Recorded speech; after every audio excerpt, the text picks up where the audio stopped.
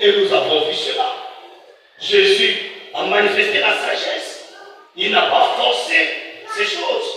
La sagesse était pour lui, je peux dire, une identité.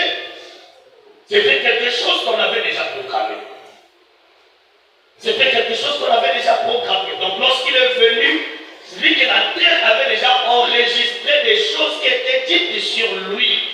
Donc Jésus est juste rentré dans son héritage. Dis Amen le plus fort. Donc la terre que vous voyez, elle est un esprit. La terre, quand les sorciers maudissent, c'est à travers la terre qu'ils les font. Ils disent des choses. Souvenez-vous quand Jésus est arrivé dans ce monde, lorsqu'il a croisé la femme, la pécheresse, les gens accusaient cette femme, non? Dis Amen. On l'avait attrapée au fragment du lit. Dis plus fort Amen. Les gens accusaient, ils ont pris des pierres pour lancer à la dame.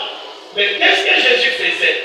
Jésus écrivait sur la terre. C'était un mystère. Qu'est-ce qu'il écrivait? Jésus rappelait à la terre que je suis l'agneau qui était prédit par les prophètes pour ôter les péchés du monde. Donc c'est pour dire que cette femme n'a plus le droit d'être condamnée parce que je suis déjà venu.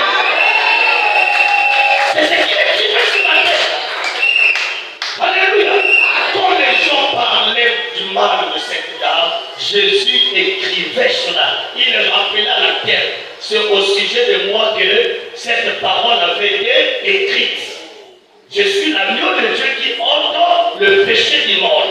Dès que cette femme en accuse, mais moi je suis venu pour que ce péché soit ôté.